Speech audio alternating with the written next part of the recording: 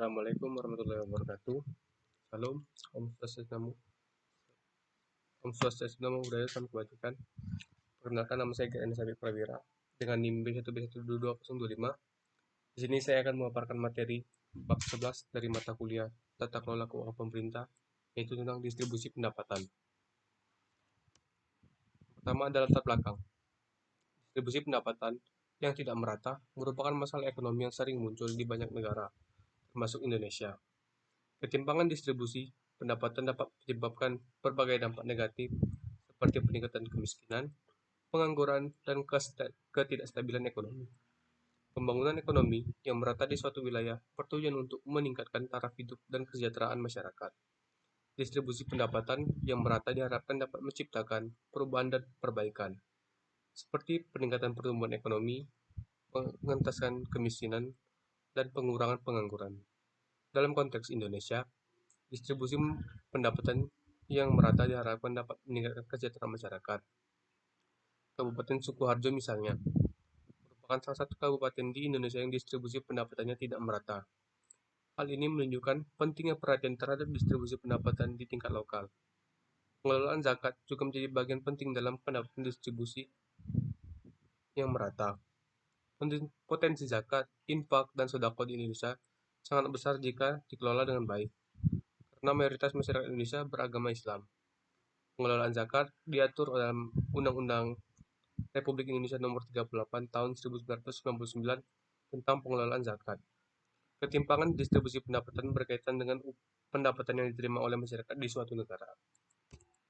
Selanjutnya, ada pro dan kontra. Banyak yang pro dan kontra terhadap distribusi pendapatan. Tentunya seperti ada yang mengatakan pro, hal ini dapat membantu meratakan distribusi kekayaan atau pendapatan masyarakat. Yang kedua, hal ini mempunyai dampak yang lebih luas terhadap perekonomian secara keseluruhan. Bukan hanya pada beberapa individu saja, bahkan mereka yang tidak bekerja atau tidak bisa bekerja pun dijamin punya cara untuk menghidupi dirinya sendiri agar bisa bertahan hidup. Yang ketiga, hal ini dapat membantu menjembatani kesenjangan kekayaan di negara-negara dengan kesenjangan yang tinggi. Ketika konflik politik dan sosial atau munculnya rezim populis dapat merugikan pertumbuhan ekonomi jangka panjang.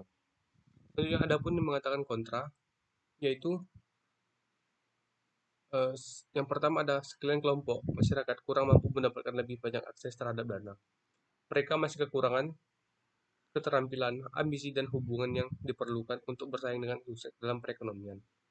Kedua, ada pajak negara bagian dan kota cenderung bersifat agresif. Artinya, individu dengan pendapatan lebih rendah pada akhirnya memberikan dibandingkan individu dengan pendapatan lebih tinggi. Adapun beberapa kesulitan pengukuran derajat ketidakmerataan distribusi pendapatan. Yang pertama ada kesulitan pengukuran derajat. Kesulitan pengukuran derajat dalam mengukur derajat ketidakmerataan distribusi pendapatan dapat disebabkan oleh perbedaan produktivitas yang dimiliki oleh setiap individu. Sehingga suatu individu atau kelompok memiliki produktivitas yang lebih tinggi dibandingkan dengan individu atau kelompok lain. Yang kedua adalah ketidakmerataan. Ketidakmerataan distribusi pendapatan terjadi ketika kelompok masyarakat memiliki pendapatan yang sangat berbeda, sehingga menyebabkan ketidakmerataan dalam distribusi pendapatan.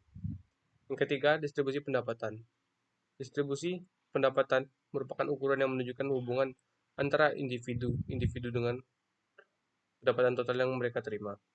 Untuk mengatasi kesulitan ini, diperlukan pengukuran yang akurat dan metode yang tepat untuk mengukur pendapatan dan distribusi pendapatan.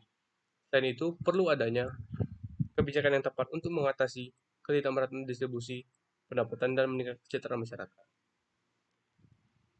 Selanjutnya, ada beberapa teknik redistribusi pendapatan. Yang pertama ada pajak. Pajak dapat digunakan untuk mengambil sebagian pendapatan dari kelompok masyarakat yang lebih kaya dan digunakan untuk membiayai program-program sosial bagi kelompok masyarakat yang lebih miskin. Yang kedua ada subsidi.